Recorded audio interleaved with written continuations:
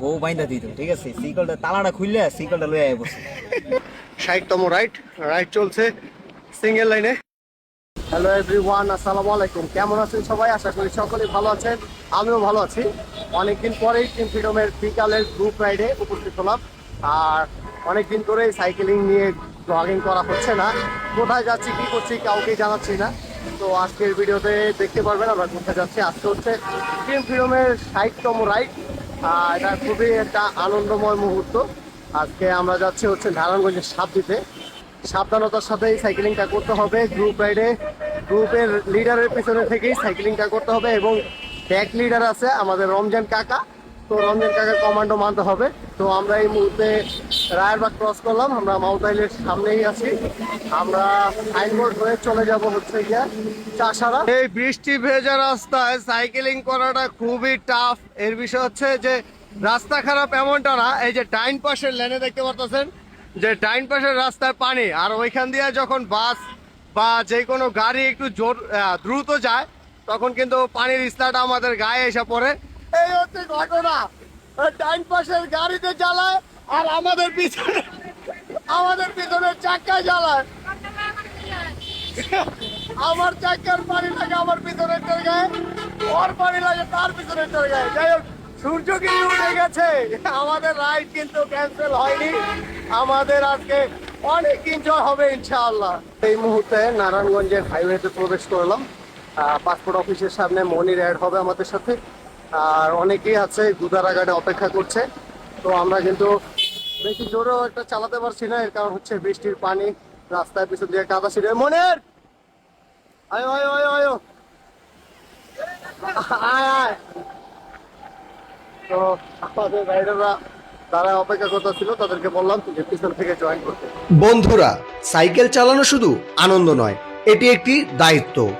আমরা সবাই চাই নিরাপদে রাইড শুরু করি এবং নিরাপদে ঘরে ফিরি, কিন্তু দুঃখের বিষয় আজকের রাইডে অনেকেই হেলমেট ছাড়া অংশগ্রহণ করেছেন।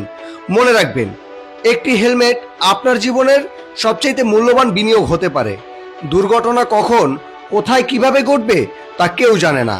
তাই নিজের নিরাপত্তার জন্য, পরিবারের মুখের হাসির জন্য একজন সচেতন রাইডার হিসেবে রাইডে হেলমেট পরুন। মনে রাখবেন, রাইডের সৌন্দর্য রাইডারের মাথায় হেলমেট। তাই আসুন আমরা নিজেরা হেলমেট পরি এবং অন্যদেরকে হেলমেট পরতে উৎসাহিত করি। নিরাপদে চলুন, নিরাপদে ফিরুন। এই মুহূর্তে জালকুড়ি, আমরা এখন লালমনির হাটে আছি, তাই লাল রাস্তা।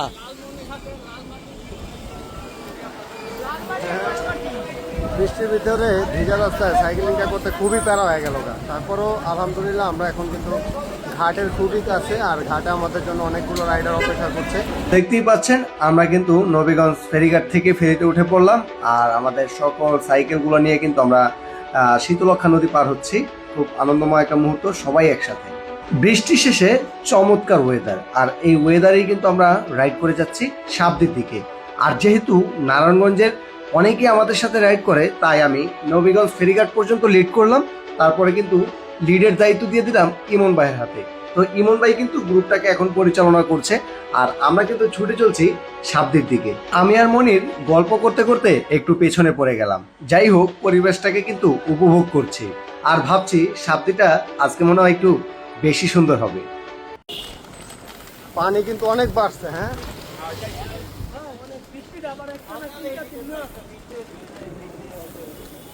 Road check.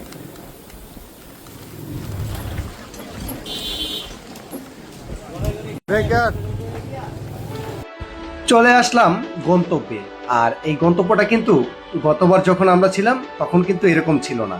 এখানে হয়েছে নতুন একটা টার্ফ, আর এই টার্ফের ভিতরে কিন্তু ব্রাজিল আর আর্জেন্টিনার খেলা চলছিল। তাই আমরা সবাই কিন্তু খেলাটাকে উপভোগ করলাম। সেই সাথে এখানে সবাই সাইকেল রেখে, কেউ নদীর পাড়ে, কেউ চায়ের দোকানে, সবাই সবার মতন করে সময় কাটাচ্ছিল। আমাদের এই দিনটা ছিল খুবই দারুণ, তাই এটাকে একটা স্মরণীয় দিন হিসেবে ধরে রাখা যায়। দুই গুপ্ত রাইডার যাদেরকে দেখা যায় না, তাদেরকে কিন্তু আজকে দেখা গেল। আর মনিরের অনেক উন্নতি হয়েছে, যে বিয়ার পরে গলার ভিতরে শিকল নিয়ে ঘুরে। রমজানের শিকলের রহস্যটা কি জানি? আরে ভাই, সাইকেল রয়েছে গিয়া বউ বাইন্দা দিত, ঠিক আছে, সাইকেলটা তালাটা খুললে সাইকেলটা লয়ে আয় বসে। না কোনো ডেফিনেশন আছে নাকি এটা লয়ে? এটাই এটাই এই যে আলামিন ভাই সামনে ভাবিটা নিয়ে আইবো বাসায়, পরে এই বেটার গলা আমরা একটা সিকল দেখতে পারো। এখন নাই, এখন নাই।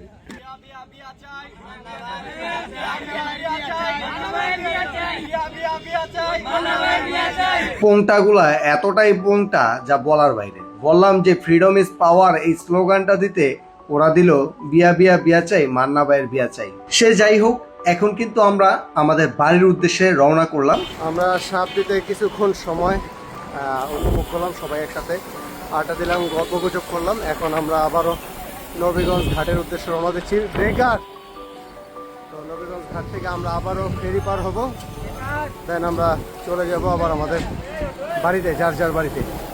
ব্রেকার যেহেতু কাঙ্ক্ষিত গন্তব্য থেকে বাড়ি ফিরছি, সেহেতু আপনাদের কাছ থেকে বিদায় নিয়ে নেই।